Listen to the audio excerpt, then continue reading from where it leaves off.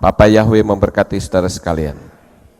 Malam hari ini saya akan mengajak saudara-saudara sekalian untuk mempelajari firman Tuhan.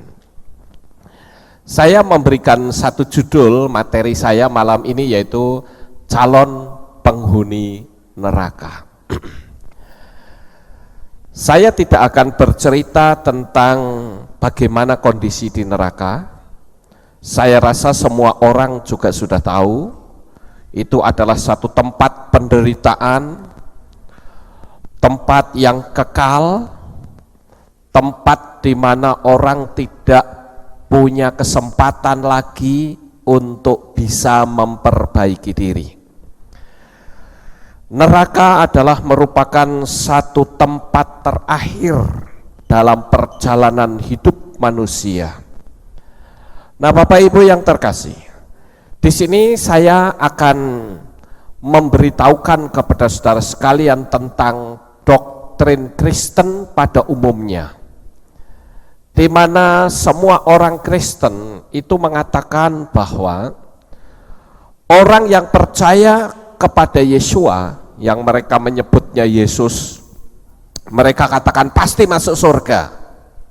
Ya, begitu mereka percaya pasti masuk surga.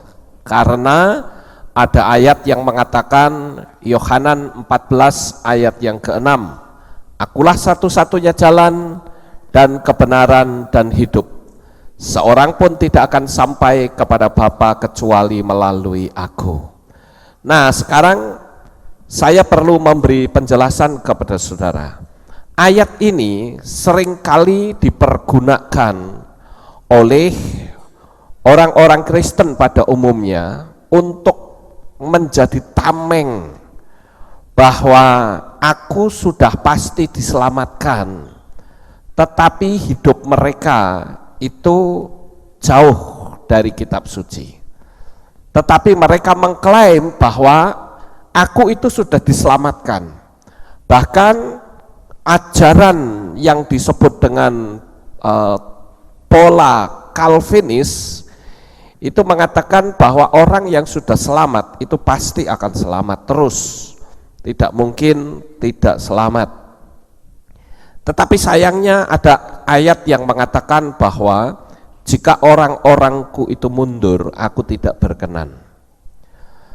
Dan saya perlu memberi penjelasan kepada saudara, kepercayaan yang seperti ini, ya, orang yang percaya kepada Yesua pasti selamat, itu betul, tapi baru tingkat awal. Artinya, jangan sampai kita orang yang merasa sudah diselamatkan, tetapi hidup kita itu kacau. Saya akan tunjukkan beberapa ayat pada malam hari ini, untuk supaya saudara bisa memahami ayat ini, dan hidup kita akan menjadi lebih berhati-hati, saudara-saudara. Karena kalau tidak, kita akan berpikir pokoknya saya sudah selamat, saya mau berbuat apapun tenang karena saya sudah selamat. Nah, ini yang harus saya luruskan, saudara-saudara. Kalau kita membaca di dalam kitab Matiyahu atau kitab Matius pasal 7 ayat 21 sampai 23, saya rasa saudara tidak usah membaca atau membuka kitab suci lama-lama. Paling kalau saudara punya pulpen, catat saja. Ayatnya ada di dalam kitab Matiyahu pasal 7 ayat 21 sampai 23. Saya akan bacakan beberapa ayat malam hari ini supaya cepat, saudara-saudara. Kalau yang sudah ketemu boleh saudara menyimaknya, tetapi kalau belum ketemu atau saudara yang tidak membawa kitab suci, saudara boleh mendengarkannya dengan baik. Saya akan bacakan pelan-pelan.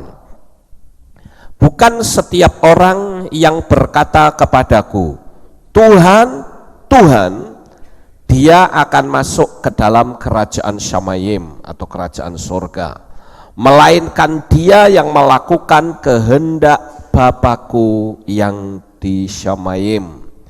Banyak orang akan berkata kepadaku pada hari itu, Tuhan, Tuhan, bukankah dalam namamu kami telah bernubuat, dan dalam namamu kami mengusir setan, dan dalam namamu kami melakukan banyak mujizat?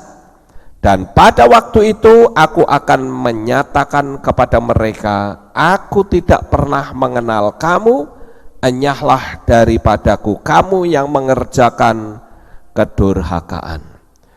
Saudara yang terkasih, kita memiliki satu judul materi malam ini, itu cukup mengerikan sebetulnya. Karena di situ tertulis kata calon penghuni neraka. Nah, calon penghuni neraka itu berarti orangnya masih hidup di dunia ini. Dan kita perlu menguji hidup kita melalui kitab suci sendiri.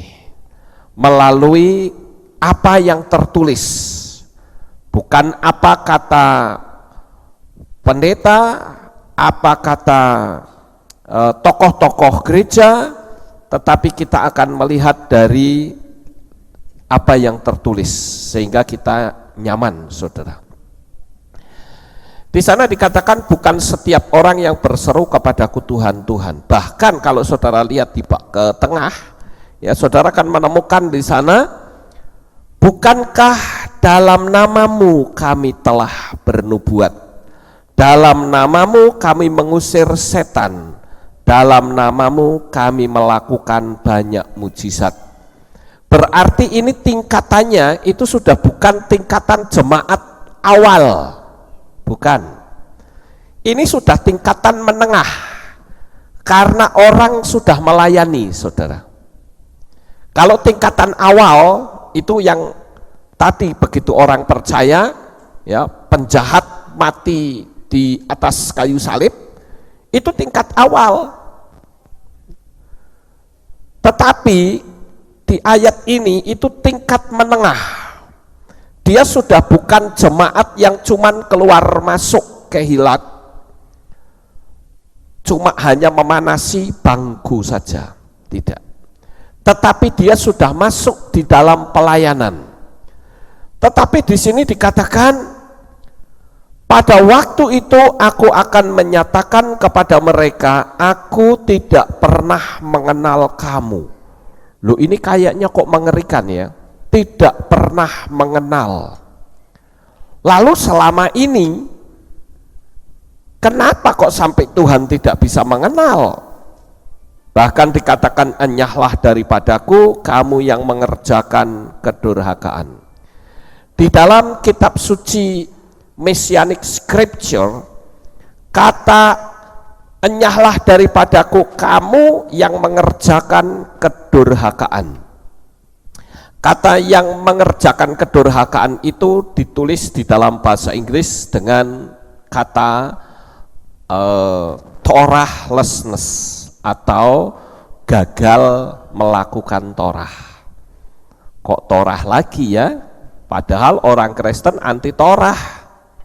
Nah, saudara yang terkasih, di sini sangat jelas sekali bahwa orang yang sudah percaya kepada Yeshua dan bahkan sudah melayani, kalau dia gagal melakukan Torah, dia gagal menjadi pelaku-pelaku firman Tuhan, maka dia tidak akan masuk bilangan orang yang diselamatkan.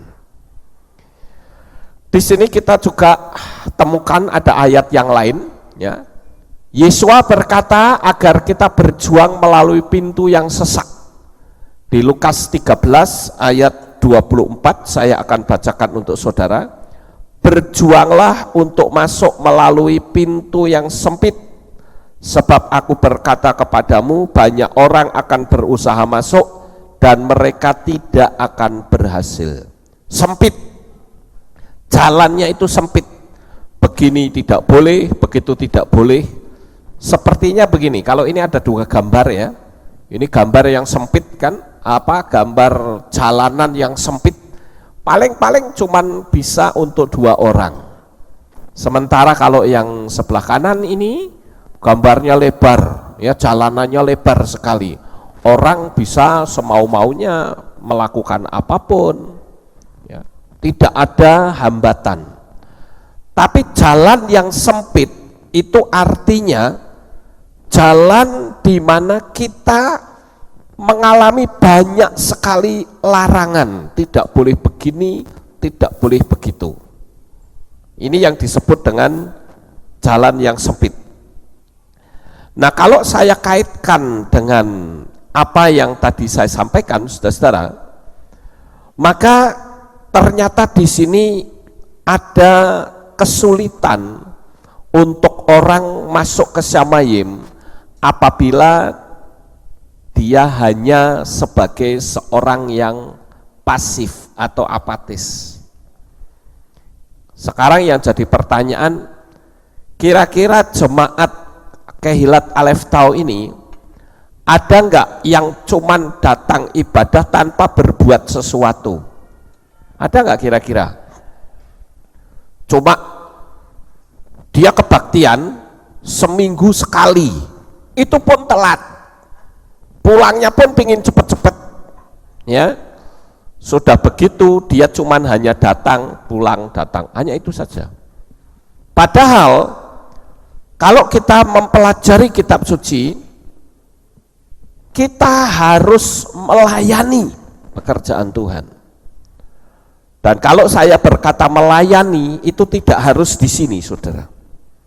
Tidak harus di sini. Melayani itu bisa saja saudara menceritakan tentang kasih Tuhan, itu juga melayani. Saudara mendoakan teman yang sedang sakit, itu juga melayani. Saudara memberikan penghiburan ketika ada orang yang mengalami kesulitan atau kesusahan, itu juga melayani. Melayani itu tidak terbatas hanya sampai di panggung kehilat, tidak.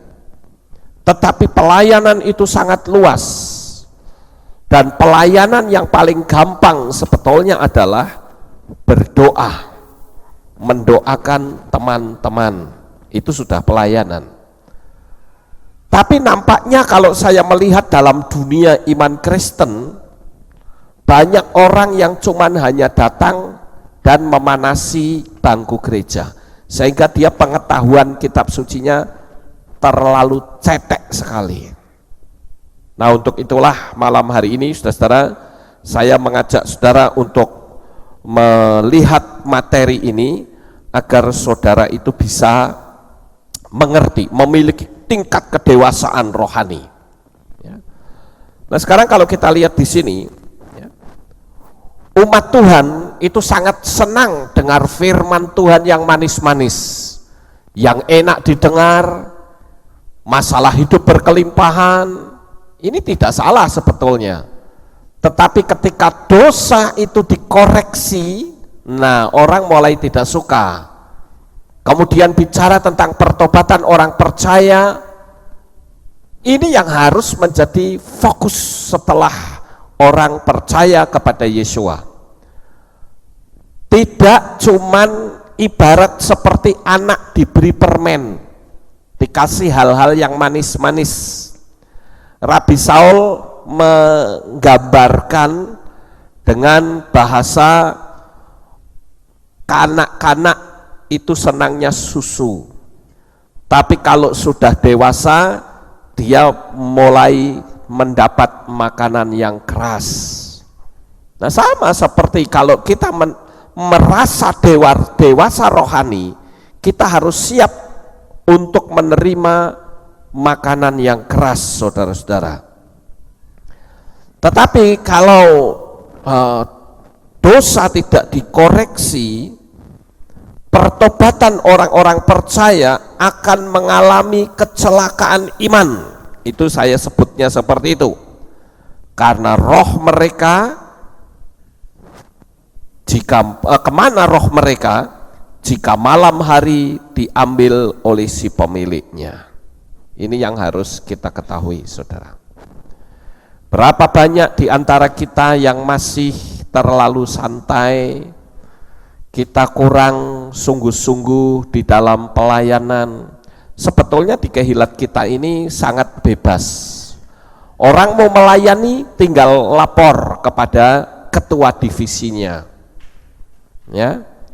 Sehingga ketua divisi itu bisa memberikan kesempatan untuk pelayanan. Coba kalau saudara mungkin yang sudah tua mau melayani, aduh saya sudah tua, sudah capek, ya sudah, saudara pelayanan dalam doa. Mendoakan Kehilat kita supaya Tuhan tambahkan jiwa-jiwa baru. Berdoa untuk saya mungkin supaya Tuhan kasih hikmat tambahan, dan Tuhan kasih kekuatan, kesehatan untuk saya. Itu juga sebuah pelayanan, saudara. Ya, jadi pelayanan itu sangat luas. Tetapi sekarang ini saya melihat banyak orang-orang Kristen yang masih senangnya itu kayak anak kecil ini, makan permen, saudara-saudara. Artinya kalau melihat hal-hal yang spektakuler, wah itu senangnya luar biasa, sangat sukacita. Tidak jarang juga ada orang yang berkata, ayo kita ke gereja A, di sana ada KKR, di sana ada kebangunan rohani, orang sakit disembuhkan, orang lumpuh bisa berjalan. Nah, orang itu hanya senangnya seperti itu. Tapi kalau sudah mulai masuk dalam pendidikan, itu orang mulai tidak suka. Makanya di dalam kitab suci kita, saudara-saudara, ada perbedaan antara pengikut dengan murid. Sama-sama mengikut Yesua, tetapi kalau pengikut dia hanya ngikut saja. Ketika dia terkena firman Tuhan atau ditemplak firman Tuhan, dia akan mundur. Dia nggak mau terima. Itu pengikut. Tapi kalau murid, dia mau belajar. Terbukti beberapa waktu yang lalu, ya, ketika kita masih mau memanggil nama sesembahan yang lama dan saya mulai masuk dalam pengajaran pola akar Ibrani, banyak orang-orang yang mengatakan, wong ke gereja kok isine pengajaran. Orang dikasih pengajaran terus-terusan. Sudah begitu pengajarannya dari Ibrani lagi. Loh, saya katakan kalau tidak pengajaran terus apa? Ya. Kalau cuman hanya budi pekerti, malah di luar saja banyak, tidak usah di Kehilat. Para motivator-motivator di Indonesia lebih pinter-pinter dari pendeta kalau dia berbicara. Saya sering mengikuti motivasi, seminar motivasi, saudara. Dan saya melihat orang-orang yang mengajarkan motivasi di Indonesia ini, itu pinter-pinter. Dia bisa berbicara dari pagi sampai sore hari. Saya pernah mengikuti satu seminar di Jogja, ya, yang dilayani oleh seorang motivator Indonesia yang cukup terkenal. Dari pagi sampai sore saya mendengarkan itu tidak terasa capek. Di samping saya suka pengajaran, tetapi apa yang diajarkan itu sangat menarik. Saya dalam hati berkata, wah ini pendeta kalah ini, cara ngomongnya pandai, ya. Orang juga bisa dibikin nangis. Jadi yang bisa bikin nangis itu tidak cuma pendeta loh. Tapi motivator-motivator handal di Indonesia bisa lakukan itu. Lalu apa bedanya dengan gereja-gereja pada umumnya yang cuman hanya mengarah ke budi pekerti saja? Memang di Kehilat kita itu kita jarang bicara seperti itu. Kecuali malam ini, ya. Malam ini saya banyak bicara budi pekerti. Banyak bicara tentang etika moral. Tetapi Jarang. Saya ingin jemaat Tuhan di sini ini memiliki tingkat kedewasaan rohani yang cukup tinggi. Enggak cuma senangnya itu manis-manis saja. Itu repot kalau sukanya manis-manis, saudara. Ya. Sekarang kita lihat yang berikutnya. Sebagai anak Tuhan, sudahkah saudara memperingatkan orang-orang di sekitar saudara? Saudara lihat ini di dalam kitab Yesaya 3 ayat 17 sampai 20 dan Yesaya 58 ayat 1. Saya akan bacakan untuk saudara, saudara tulis saja. Yesaya pasal 3 ayat 17 sampai 20 begini bunyinya. Hai anak manusia, aku menetapkan engkau menjadi penjaga bagi keluarga Israel. Dan engkau akan mendengar firman dari mulutku dan mengajar mereka atas namaku. Ketika aku berkata kepada orang jahat, engkau akan mati, dan engkau tidak memperingatkan dia, dan engkau tidak berbicara untuk memperingatkan orang jahat itu dari jalan hidupnya yang jahat untuk menyelamatkan hidupnya, dia, orang jahat itu, akan mati dalam kejahatannya, tetapi aku akan menuntut darahnya dari tanganmu.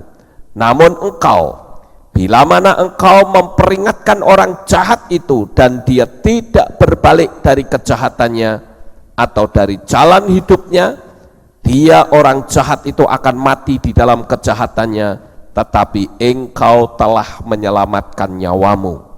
Dan ketika orang benar berpaling dari kebenaran dan melakukan ketidakadilan, dan aku meletakkan sebuah batu sandungan di hadapannya, dia akan mati. Bila mana engkau tidak memperingatkannya, dia akan mati di dalam dosanya, dan kebenaran yang telah dilakukannya tidak akan diingat lagi, tetapi aku akan menuntut darahnya dari tanganmu. Ini saya gambarkan begini, saudara-saudara. Kalau saudara melihat ada sebuah rumah, ya, sebutlah ini sebuah rumah, dan rumah ini itu mulai terbakar, saudara.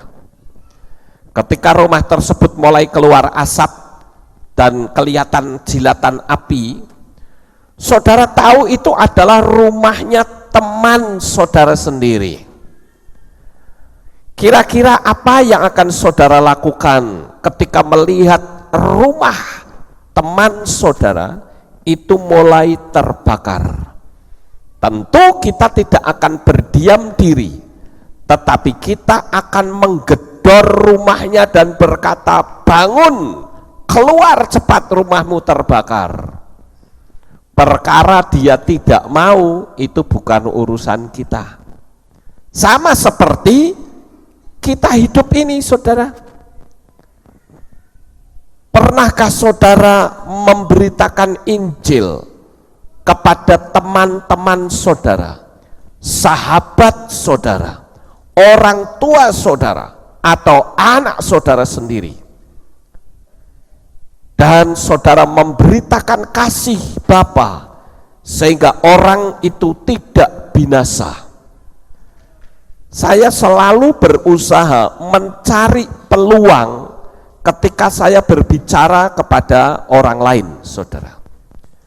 Kemarin saya kedatangan tamu, temannya Kohbowa,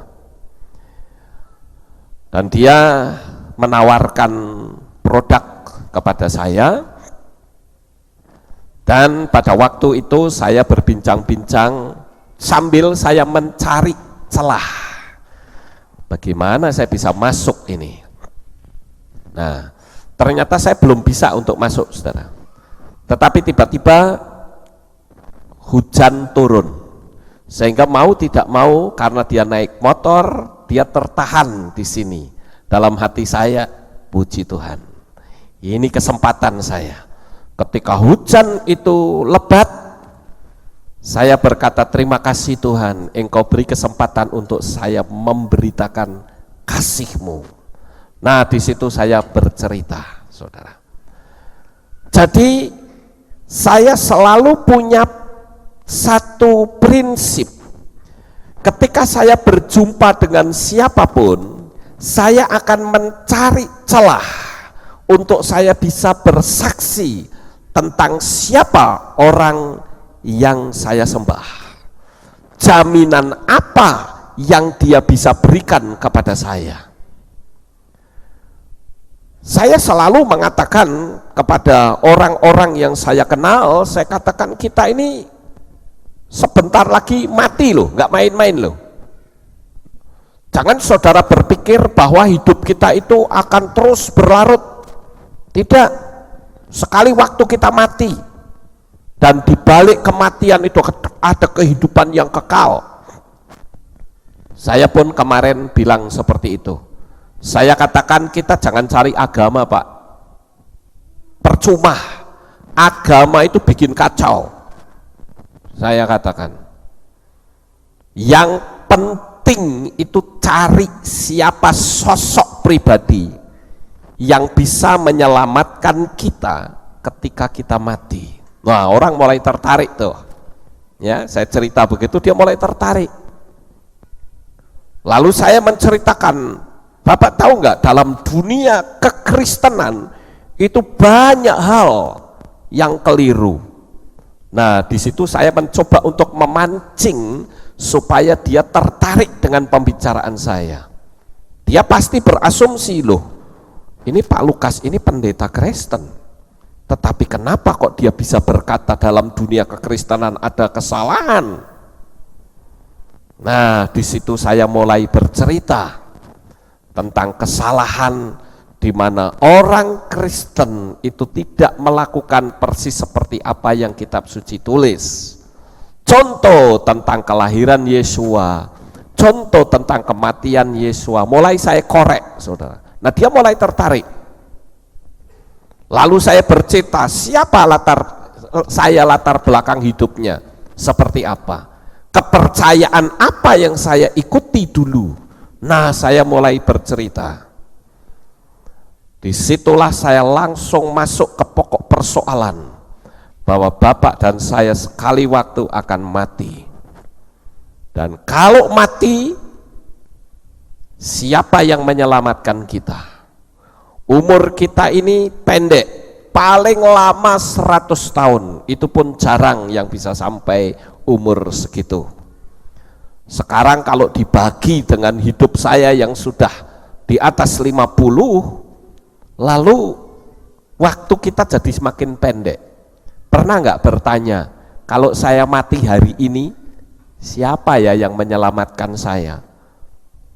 Saya katakan bahwa agama di dunia ini tidak ada satupun yang bisa menyelamatkan manusia kecuali Bapa Yahweh di dalam Yeshua HaMashiach. Dialah satu-satunya juru selamat yang bisa membawa orang mati bangkit kembali. Dan saya katakan, nabi-nabi di dunia ini mereka semua mati dan tidak pernah bangkit. Tetapi Yeshua HaMashiach, dia mati pada hari yang ketiga, dia bangkit. Itu sebabnya orang-orang mempercayai bahwa Yeshua itu adalah Tuhan karena dia mati dan bangkit kembali. Coba Anda lihat orang sakti dimanapun di dunia ini yang bisa mati dan bangkit kembali, tidak ada. Kalau kitab suci saya tertulis Lazarus mati dan bangkit kembali, dibangkitkan oleh Yeshua, toh juga nantinya mati lagi. Tapi kalau Yeshua mati, dia bangkit kembali dan tidak mati lagi. Jadi dia layak untuk dipanggil Tuhan. Karena Tuhan itu anti mati. Mau dibunuh 100 kali ya tidak akan bisa mati, saudara. Nah, itu cara untuk kita memberitakan kasih Bapa. Di akhir pertemuan kami berbincang-bincang, dia berkata begini, wah Pak Lukas, sekali waktu kalau saya datang ke sini sendiri boleh ya Pak? Oh boleh saja, silahkan. Dia bahkan sempat bercerita, ketika dulu saya bekerja, saya pernah sakit parah dan saya ditemui Yesua yang disembah oleh Pak Lukas. Ya, saya tidak akan memberi komentar apapun. Saya hanya bercerita lagi. Itulah bukti bahwa Yesua itu betul-betul ada.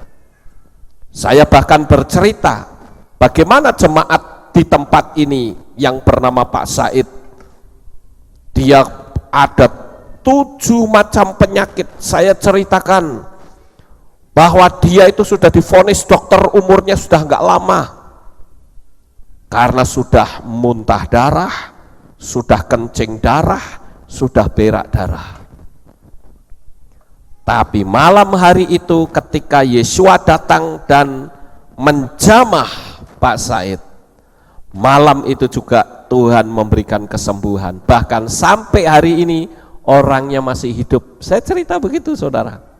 Dan dia sangat tertarik sekali. Jadi sebetulnya kita itu harus mencari kesempatan untuk bisa memberitakan kasih Bapa. Di dalam kitab Yesaya pasal 58 ayat 1 dikatakan, berserulah sekuat-kuatnya, janganlah menahan-nahan, angkatlah suaramu seperti sangkakala, dan perlihatkanlah kepadaku pelanggaran mereka, dan kepada keluarga Yakub dosa mereka. Nah, di sini Tuhan rupa-rupanya suruh memberitahu ketika orang berbuat dosa harus ditegur. Malam ini satu tema yang cukup menggelitik untuk kita sama-sama renungkan. Akankah saya ini termasuk calon penghuni neraka? Nah, ini yang penting, saudara. Nah, sekarang kita masuk ke bagian yang lebih dalam. Siapakah penghuni neraka tersebut? Yang pertama adalah orang yang penakut.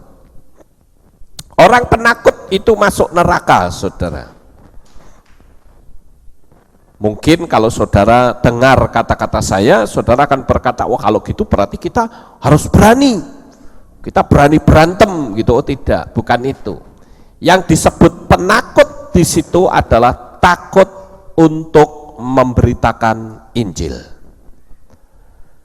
Saya memberi tahu kepada saudara caranya yang membuat saudara tidak takut. Karena saya seringkali menyuruh seseorang untuk memberitakan Injil, dia bilang, wah orang itu jabatannya tinggi. Nah, karena lihat jabatan. Kalau orang lihat jabatan mesti takut. Tetapi kalau kita mau lihat jabatan rohani, maka kita tidak takut. Artinya kita cari celah kapan ucapan saya ini bisa masuk untuk penginjilan. Kenapa? Karena saya harus berpikir orang yang ada di depan saya ini adalah orang yang sedang berjalan menuju ke alam maut, dan harus kita beritakan Injil keselamatan. Jangan takut, saudara. Paling-paling juga putus hubungan kalau dia tidak suka, gampang toh. Tapi kita menyelamatkan orang itu. Ya, jadi perkara orang itu terima atau tidak bukan urusan kita. Saya selalu mencari kesempatan.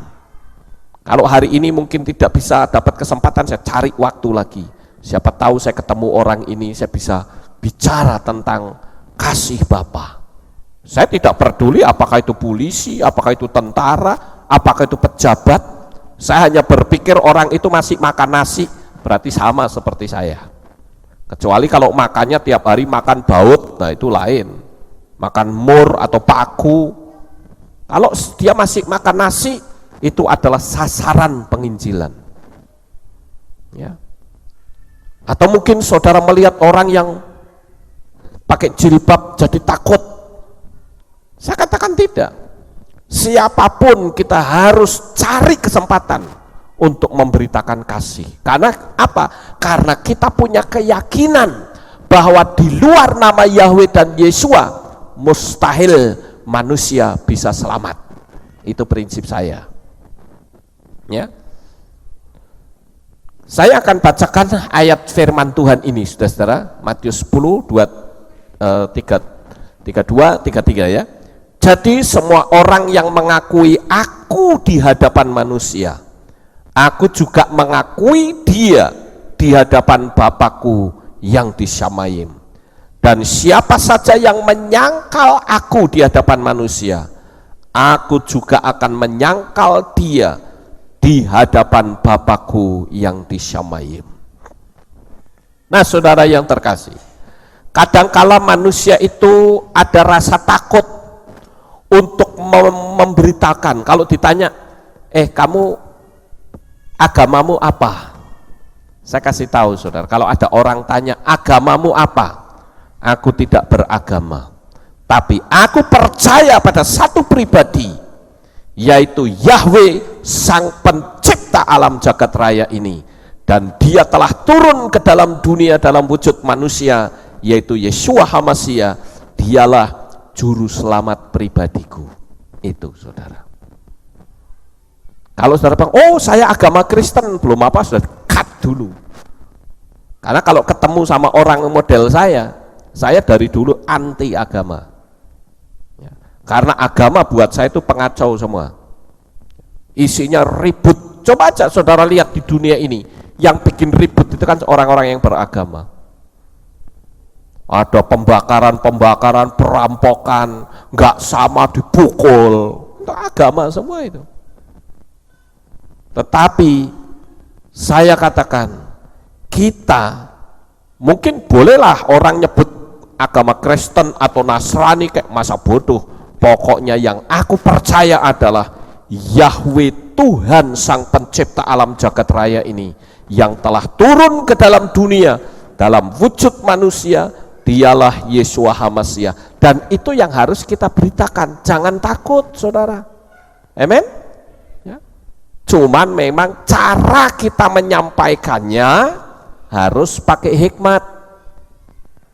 Kalau kita menyampaikannya itu tidak menggunakan hikmat, malah orangnya lolos, tidak bisa kena. Kita deketi, kita adakan pendekatan terlebih dahulu, lalu kita kasih tahu, kalau kamu mati hari ini, apakah kamu sudah pasti mendapatkan keselamatan? Nah, baru orang itu akan menjawab, oh pasti. Emang agamamu menjamin? Di mana ayatnya? Agama di atas muka bumi ini tidak ada satupun yang memberikan jaminan keselamatan. Tidak ada satupun sosok pribadi yang berani berkata, I am the way, the truth, and the life. No one come to the Father except through me. Tidak ada seorang pun yang berani berkata, akulah satu-satunya jalan dan kebenaran dan hidup.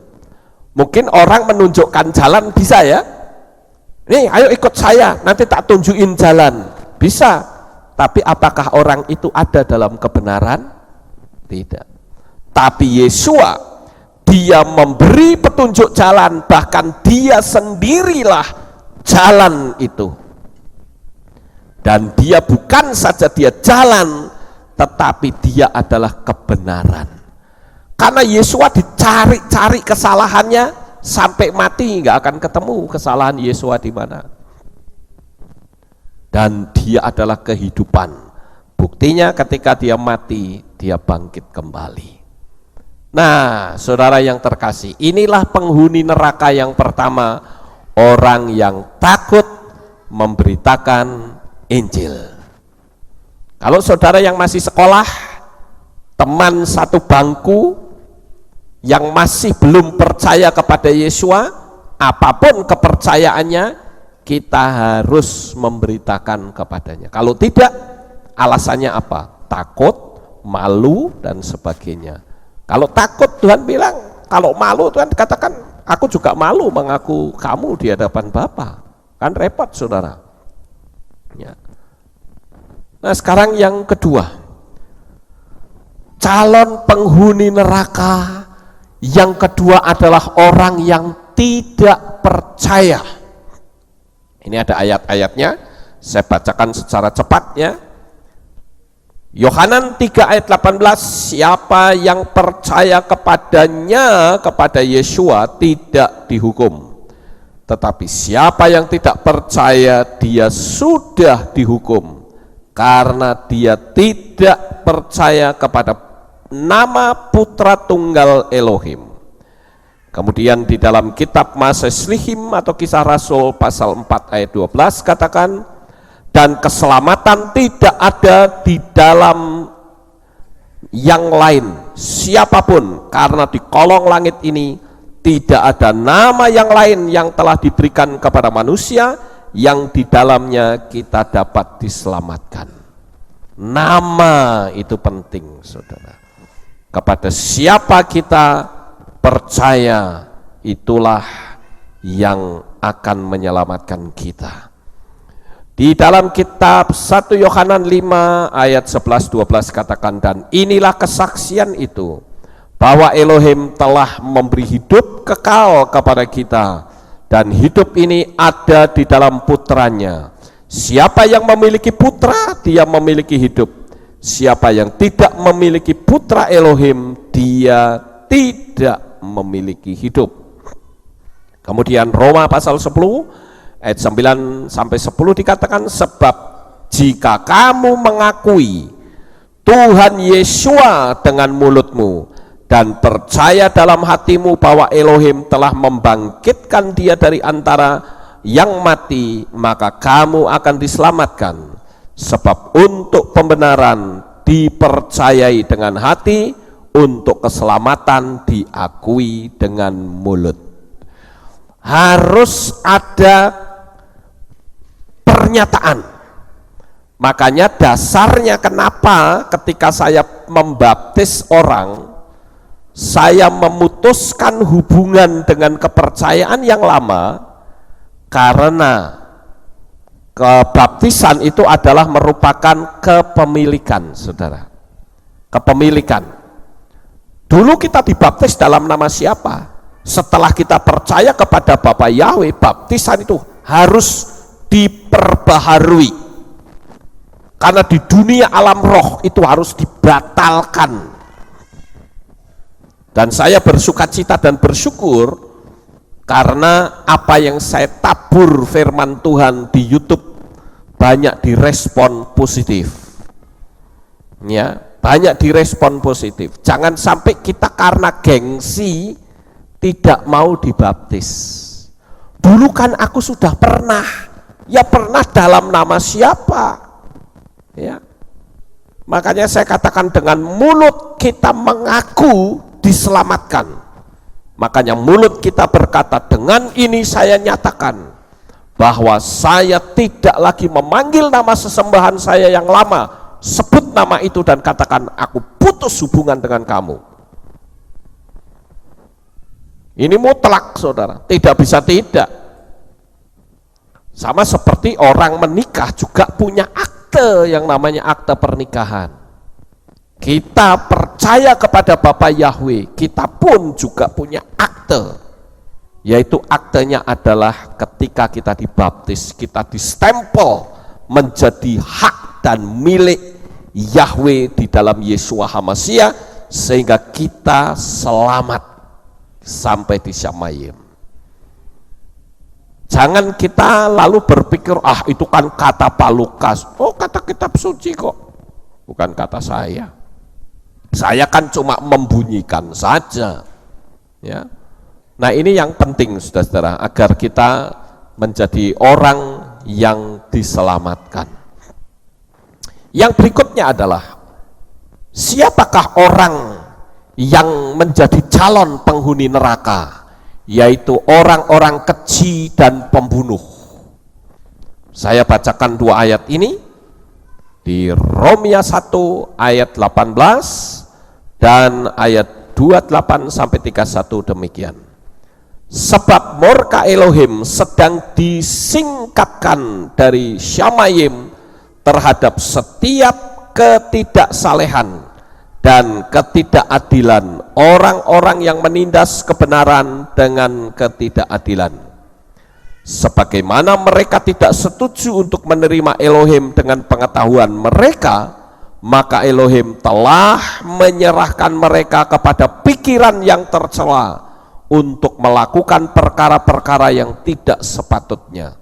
Setelah dipenuhi dengan semua ketidakadilan, percabulan, kejahatan, keserakahan, kedengkian, penuh dengan iri hati, pembunuhan, pertengkaran, tipu muslihat, dendam, penghasut, pemfitnah, pembenci Elohim, bengis, takabur, pembual, pembuat kejahatan, tidak taat kepada orang tua, tidak berakal, tidak setia, tidak berkasih sayang, keras kepala, tidak berkemurahan. Nah, saudara lihat, itu daftar dosa yang tidak membawa orang bisa masuk ke Shamayim. Ini saya katakan, apa yang ditulis oleh Rabi Saul ini serius apa cuma main-main menurut saudara? Sangat serius loh saudara.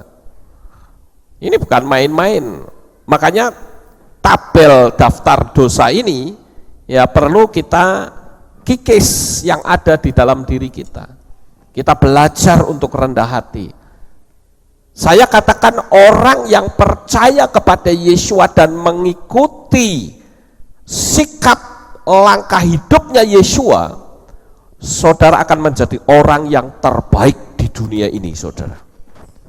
Karena Yesua itu adalah orang yang terbaik.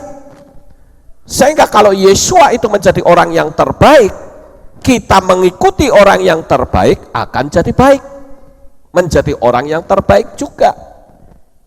Tapi kalau kita mengikutinya sikap dari orang yang sikapnya beringas, sikapnya pembunuh, ya tidak jadi baik.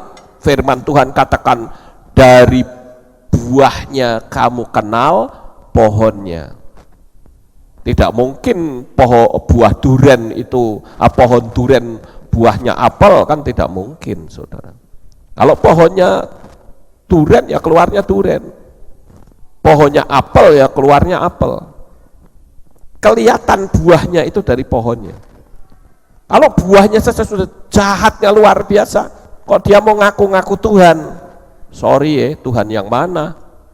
Ya. Ini yang harus kita ketahui. Pembunuh, ya, orang-orang keji dan pembunuh. Kemudian yang berikutnya, orang yang menjadi calon penghuni neraka itu apa? Atau siapa? Yaitu orang yang bertindak dengan tidak adil.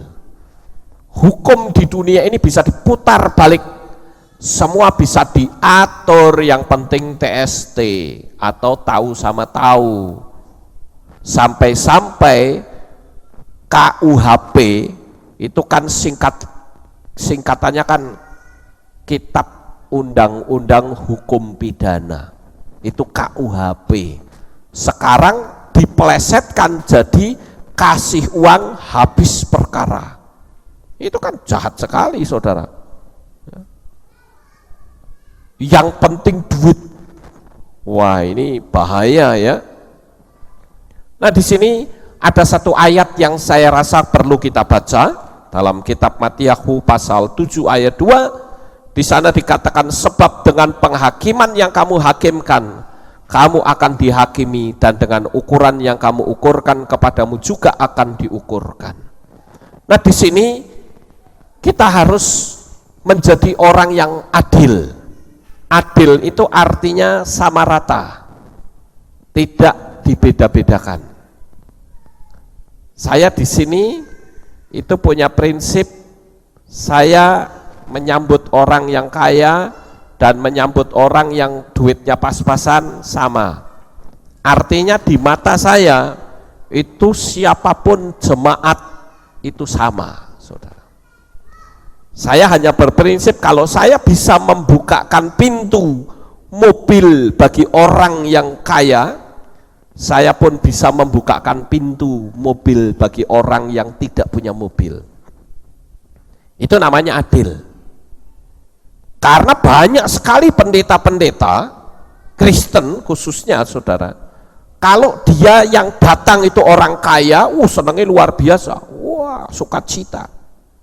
Tapi coba yang datang jemaat yang cuma bisanya jalan kaki, boro-boro nemui saja tidak, saudara. Bahkan yang lebih parah lagi, pengerjanya suruh nemui. Saya kok pingin ya, sekali waktu pas ada orang miskin datang nemui pendeta, ditolak gitu. Pak pendetanya masih istirahat, ya. Pak pendetanya masih tidak bisa diganggu. Nah, sekali waktu datang orang kaya bawa mobil, keluar nggak nih pendeta? Coba. Ya, kalau sampai keluar itu jahatnya luar biasa, saudara. Jadi kita sebagai anak-anak Tuhan, kita harus berlaku adil. Ya. Saya sering mendengar di kota ini ada pendeta yang modelnya begitu. Saya nggak perlu sebut, nanti kalau kedengeran orangnya tersinggung, marah-marah lagi. Jadi saya tidak perlu sebut, tapi ada di kota Magelang ini. Kalau yang datang itu bawa mobil, dia datang. Apalagi toko emas, wah dia pasti datang. Tapi coba yang datang itu mbok-mbok tua, pingin ketemu, boro-boro. Pengerjanya saja yang turun, pengerjanya saja yang menemui. Dan saya katakan ini enggak beres nih model. Yang dia layani itu siapa sebetulnya? Itu sebabnya saya berprinsip, saya katakan Tuhan, jauhkan saya dari hati yang seperti itu. Saya tidak mau. Saya takut. Jangan-jangan nanti yang datang saya pikir itu orang miskin, ternyata malaikat. Kan cilaka saya, saudara. Tuhan bilang kamu tidak mendapat bagian dalam kerajaan Syamayim. Mau nangis gelolo, saya tidak akan bisa dapat kesempatan, saudara. Nah ini yang penting. Terus yang ketiga, siapakah yang menjadi calon penghuni neraka? Yaitu orang yang mendendam kebencian. Di dalam kitab 1 Yohanes atau 1 Yohanan pasal 3 ayat 15, di sana dikatakan, setiap orang yang membenci saudaranya, dia adalah seorang pembunuh. Dan kamu telah mengetahui bahwa setiap pembunuh tidak memiliki hidup kekal untuk tetap tinggal di dalam dia. Ya. Jadi kalau ada seseorang yang hatinya rasa dengki, itu bahaya ternyata, saudara.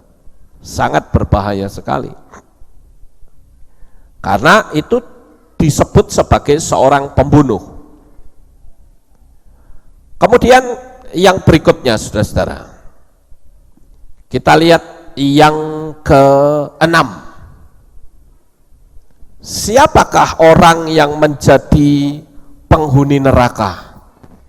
Yaitu orang yang menjalankan agamanya secara formal, bukan melakukan, ya, bukan menjadi pelakunya. Saya rasa kita tidak usah baca ayatnya. Ya.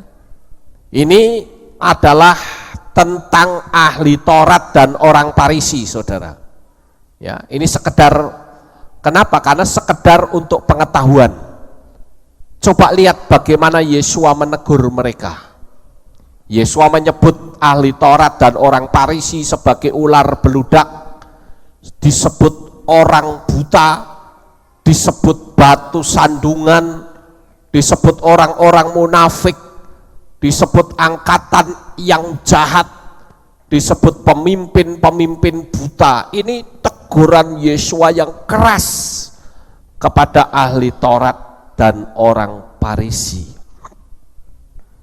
Nah, saudaraku yang terkasih, kenapa Yesua begitu jengkel melihat ahli Taurat dan orang Farisi? Karena sebetulnya ahli Taurat dan orang Farisi itu menjadi pintu gerbang, pintu masuk bagi orang-orang mendapatkan keselamatan.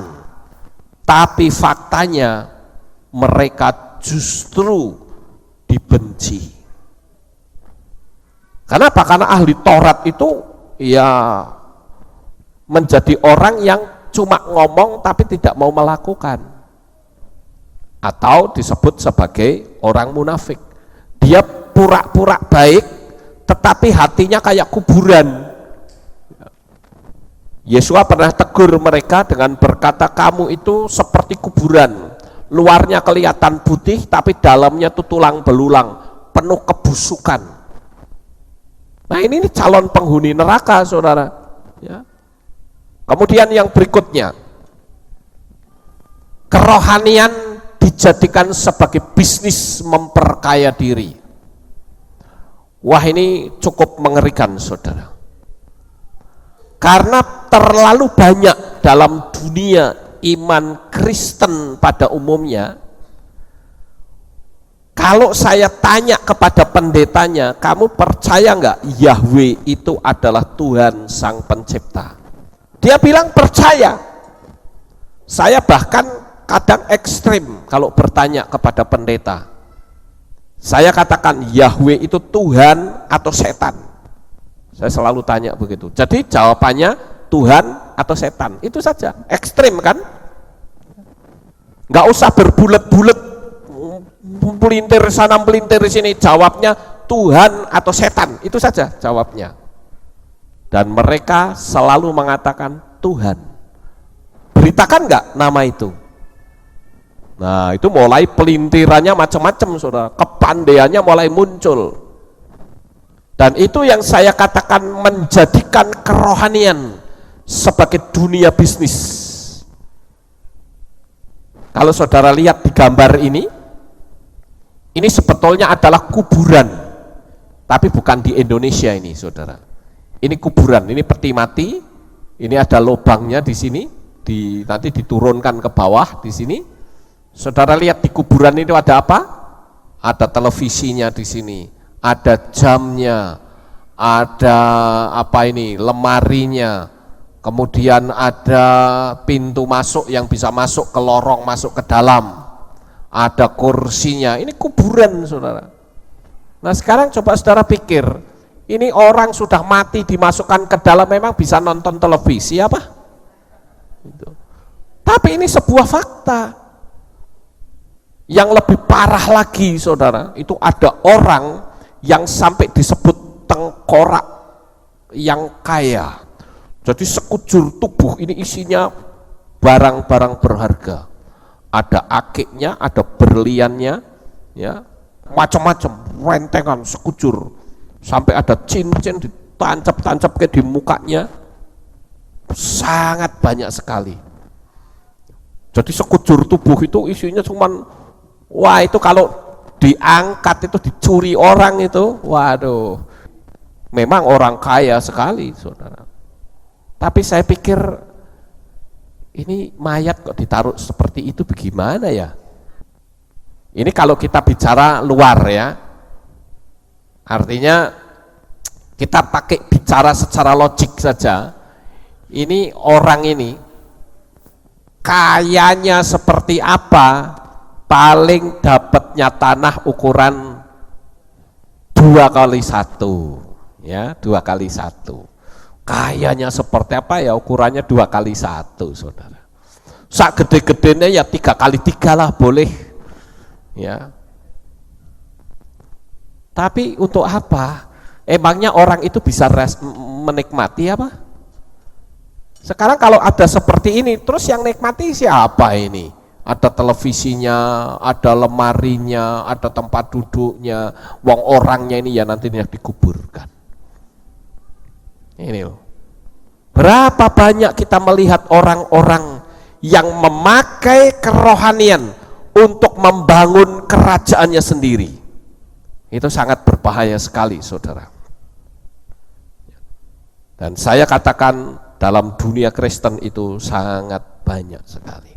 Sekarang kita lihat yang lain, calon penghuni neraka yang lain, yaitu orang yang melakukan aborsi, pembunuh janin, atau suami-suami yang menyarankan aborsi pada istri, atau menghamili wanita lain tanpa tanggung jawab, menyarankan obat tertentu dan lain-lain. Saudara, calon penghuni neraka.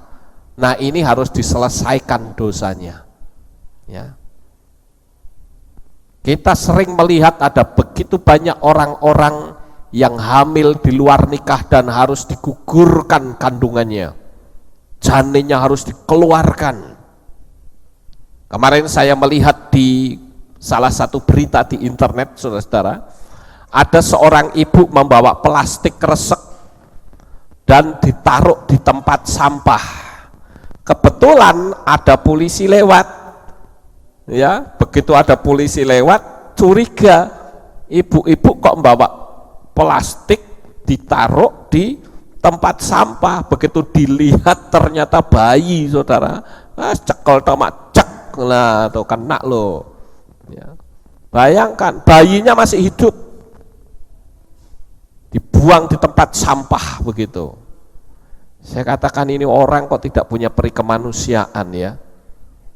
Orang yang pingin punya anak saja susahnya setengah mati, ini orang yang punya anak malah dibuang di tong sampah. Bagaimana itu?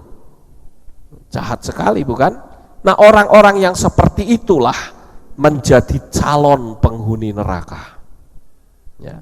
Sekarang kita lihat yang berikutnya. Percabulan, sundal lesbian, kenajisan homoseks, seks bebas di luar nikah. Ini juga calon penghuni neraka, saudara. Di situ kita lihat ada beberapa ayat. Saya pikir ada baiknya saya akan bacakan untuk saudara dari kitab Gilyahna 21 ayat yang ke-8, 15, 1 Korintus 6, 15 dan 18, dan Romea 1 ayat 24, 27. Saya akan bacakan untuk saudara, beginilah bunyinya.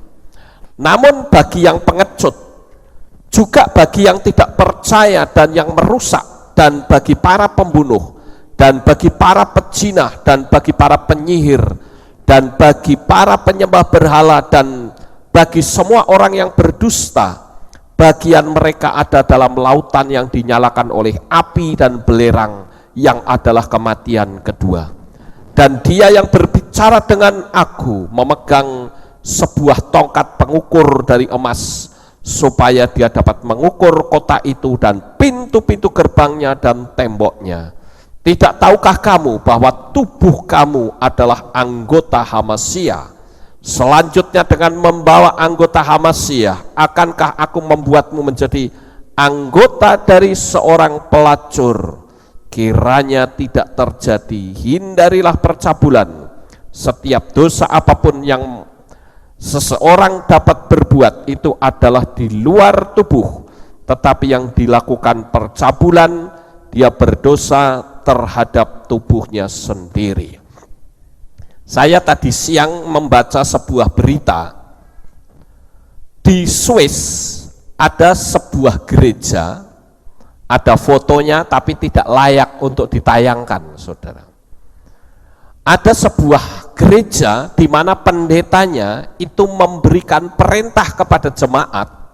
Dia katakan begini, kalau saudara berdoa ingin cepat berhasil, saudara harus jalan tanpa busana. Dan itu ratusan orang telanjang bulat, laki dan perempuan jalan, saudara. Makanya saya bilang tidak layak untuk saya tayangkan, saudara. Ya. Jalan kaki itu di Swiss, saudara. Entah Swissnya yang di kota mana saya tidak tahu. Ya, karena saya belum baca semua, cuman di situ terkatakan seorang pastor, ya, pastor itu kan pendeta, ya, yang memberi perintah, ya, kepada jemaat untuk jalan telanjang keluar supaya doanya cepat dijawab, katanya. Terus ada lagi pendeta dan jemaatnya semua harus telanjang bulat. Ada di internet. Tapi untuk hal-hal yang seperti itu saya tidak tayangkan, saudara. Saya cuma ngomong saja, tapi saudara percaya deh, karena saya sudah lihat beritanya. Ini kan calon-calon penghuni neraka, dan kita sebagai anak-anak Tuhan, kita mesti harus jaga agar supaya tidak terjadi. Yang lebih parah lagi di Amerika, saudara-saudara, ini sudah ada perkawinan sesama jenis, sudah ada pernikahan sesama jenis, laki-laki sama laki-laki maupun perempuan sama perempuan. dan itu diberkati di gereja. Dan gereja-gereja di Amerika itu agak takut sekarang karena Barack Obama itu sudah mendeklarasikan bahwa kalau jemaat yang minta dikawinkan laki-laki dengan laki-laki, pendetanya harus mau untuk memberkati. Kalau sampai pendeta itu tidak mau memberkati, berarti gerejanya ditutup. Wah, ini pendeta-pendeta lagi kebingungan yang di Amerika. Dia terus gencar memberitahu kepada jemaatnya jangan sampai ada di antara mereka yang minta dikawinkan laki sama laki. Ya kalau laki sama laki lah perang pedang, saudara. Iya toh? Tahu maksud saya ya? Perang pedang. Pedang sama pedang, saudara. Ya. Kita lihat yang lain. Nah, ini calon penghuni neraka, penyembah-penyembah berhala. Saya rasa ayat-ayatnya nggak usah dibaca deh, kelamaan ya, saudara tulis saja. Penyembah berhala. Tapi sekarang berhalanya itu berubah wujud, saudara. Bukan seperti ini lagi. Berhalanya itu apa saja yang dipuja sampai melebihi Tuhan. Ada orang sudah saatnya ibadah, masih berada di rumah nyeteti burung, ceklok, ceklok,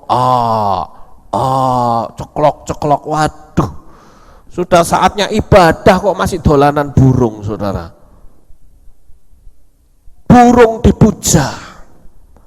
Ada nggak kira-kira yang hobinya mancing, sampai dia lupa ibadah karena mancing? Ada nggak?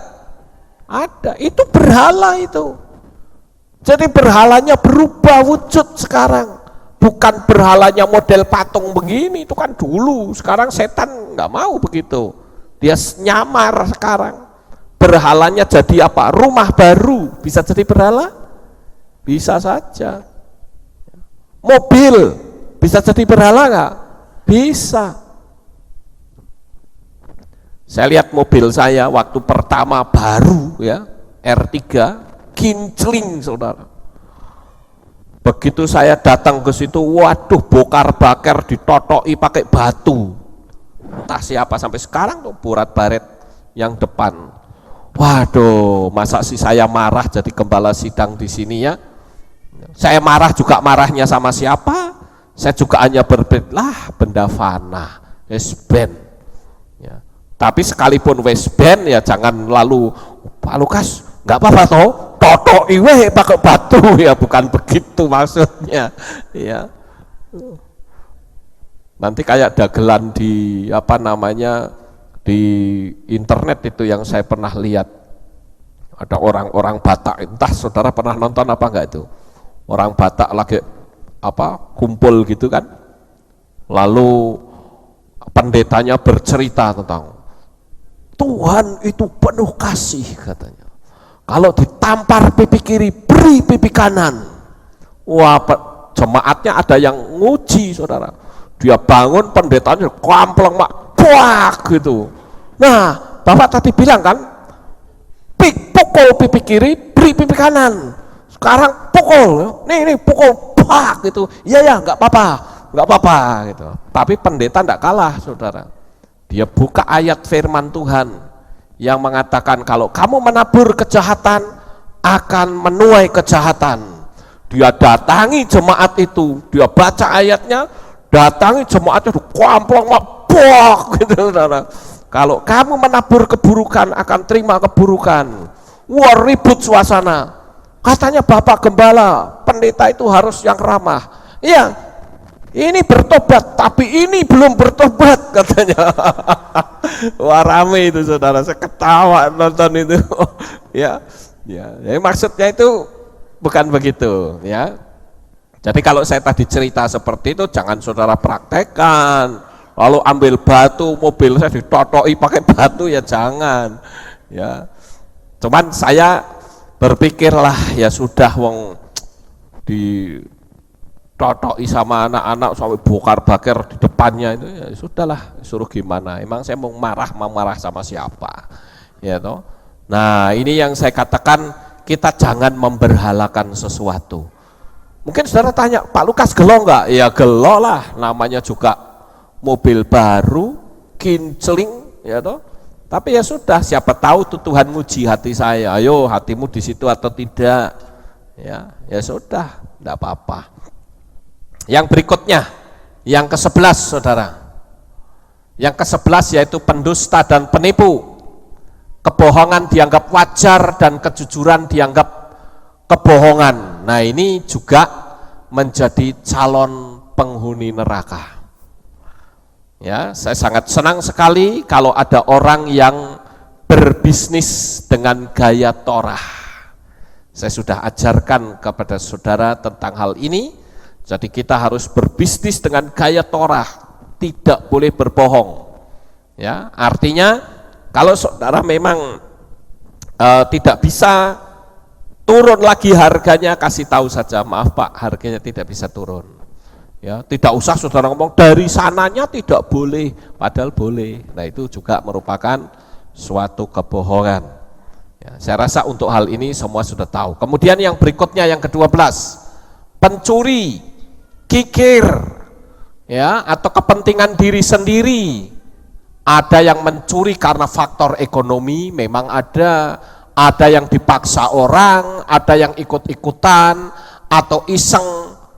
Itu sama saja, namanya pencuri ya tetap pencuri. Ya, bagaimana dengan mencuri kemuliaan Tuhan? Apakah ini juga salah? Jelas salah. Makanya kalau saudara dipuji, saudara jawab, segala kemuliaan hanya untuk Bapa Yahweh. Amen.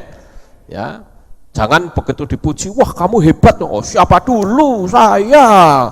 Wah itu sudah, wah repot kalau begitu saudara. Ya, saya ini loh begini, wah tidak usah seperti itulah. Katakan saja segala kemuliaan hanya bagi Bapa Yahweh. Kemudian di sini bagaimana bila mencuri? Di sini menyebutnya perampok malah ya, perpuluhan. Maleakhi 3 ayat 9 dalam bahasa Ibrani dikatakan dengan kata kaba, yang artinya merampok, bukan menipu ya, merampok. Itu tidak mendapatkan keselamatan saudara. Karena apa? Itu haknya Tuhan. Saya tidak tahu apakah jemaat di sini sudah mengembalikan persepuluhan semua atau belum, saya tidak tahu. Buat saya nggak masalah, itu urusan sendiri-sendiri, ya, urusan sendiri-sendiri, urusan saudara dengan Tuhan. Saya tidak perlu paksa-paksa orang, ya. Selama orang itu belum punya kesadaran, silahkan dilanjut, urusan masing-masing, ya.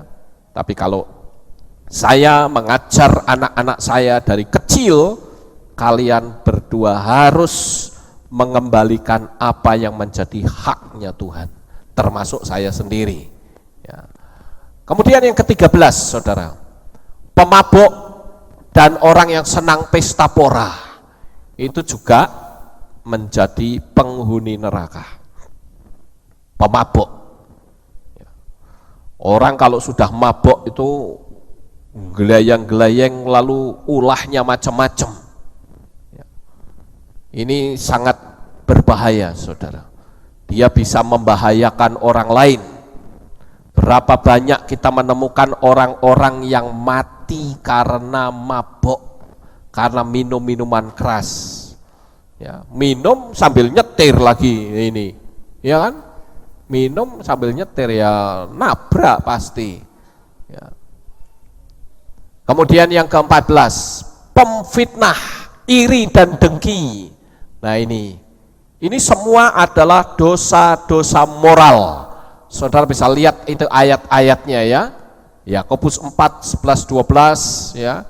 Kemudian Mislei 16, 28b, kemudian Gelayut 5 ayat 19 sampai 20. Kemudian Yakobus 4 ayat 1 sampai 2. Ya, itu orang yang pemfitnah, tukang memfitnah untuk mencari keamanannya sendiri misalnya. Nah, itu juga berbahaya. Kemudian yang ke-15, perseteruan dan perselisihan, roh pemecah belah. Ini artinya orang yang senang bertengkar, saudara. Tukang bertengkar, senang bertengkar. Orang yang seperti ini itu tidak mungkin bisa selamat. Makanya saya pernah cerita kepada saudara, ya, dulu hanya masalah Natal ini di gereja lain, ya. Saya pernah dengar dikasih cerita oleh orang lain, Natalan kan ada acara nyalain lilin, saudara. Tapi karena dia tidak masuk di bagian nyalain lilin, dia mutung, tidak mau lagi ke gereja, dia marah-marah. Pendetanya diajak bertengkar. Saya pikir wong cuman hanya nyumet lilin saja kok sampai meninggalkan Tuhan, kan bodoh banget, saudara. Ya toh? Ya kalau misalkan di gereja tidak punya kesempatan nyumet lilin, ya mbok nyumet lilin di rumah saja lah sudah, sama saja. Ya toh? Nggak boleh nyumet lilin misalkan, nggak apa-apa. Saya punya lilin 100 set, dinyalain semua saja di rumah, sama saja toh. Tapi saya yakin motivasinya adalah supaya ini loh aku majelis. Makanya ada pepatah dulu ya, waktu kita masih sama seperti Kristen pada umumnya, majelis itu bisa jadi singkatan manusia jelmaan iblis, saudara. Ya. Kenapa? Karena sikapnya itu merasa arogan. Itu loh, aku majelis gereja, lu mau apa? Pendeta khotbah nggak pas, out. Wah ini kan ngeri, yaitu khususnya bagi gereja-gereja yang aliran presbiterian, di mana yang berkuasa di gereja tersebut adalah majelis. Kalau berani pendetanya ngusik-ngusik dosa atau tidak mengikuti aturan dari rule yang sudah ditetapkan oleh majelis, pecat pendetanya. Nah ini kan berbahaya sekali, saudara. Kemudian yang berikutnya, terakhir, yaitu kesimpulan. Kesimpulannya adalah yang pertama, betapa sulitnya orang bisa masuk surga atau syamayim.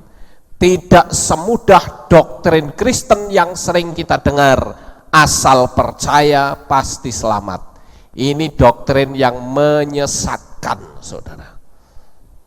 Justru kalau kita percaya kepada Yesua, kita harus menjadi pelaku firman supaya kita bisa menunjukkan kepada orang luar bahwa ini loh rasa terima kasihku kepada Tuhan, aku mau menjadi pelaku firman. Kemudian yang kedua, sekalipun hal ini sulit kita lakukan, tapi kita harus terus berusaha dengan minta pertolongan Roh Kudus atau Ruach HaKodes, sehingga Tuhan menghargai usaha kita. Nah ini yang disebut anugerah yang besar. Saudara bisa lihat di ayatnya, 2 Kefas 1 ayat 10, 2 Timotius 2 ayat 15, 2 Korintus pasal 13 ayat yang ke-11, ya. Dan yang terakhir, jika saudara berlomba lari, di manakah posisi yang ingin saudara berada? Di depan, di tengah rame-rame dengan teman yang lain, atau di belakang? Ya, ini ada ayatnya, 1 Korintus 9, 24, 25, 1 Timotius 6 ayat 12, Ibrani 12 ayat 1, dan Filipi 2 ayat 16. Sekarang kalau saudara mau berlari nih, ini saudara pinginnya di depan, di tengah, atau di belakang? Halo? Di depan, ya. Jadi kenapa kita mau di depan? Karena yang di depan yang disebut pemenangnya. Ya, jadi kita harus menjadi pemenang dalam kehidupan saudara.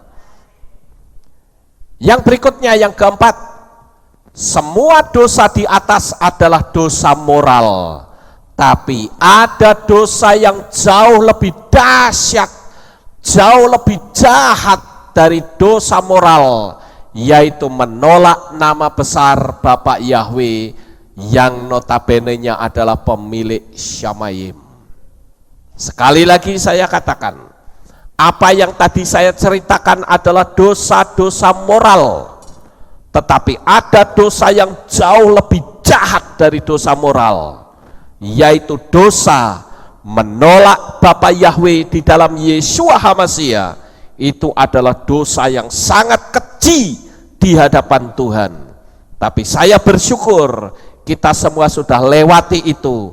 Kita tinggal memperbaiki moral kita sehingga kita berkenan di hadapan Tuhan. Amin. Sukses besar untuk saudara. Bapak Yahweh memberkati. Haleluya.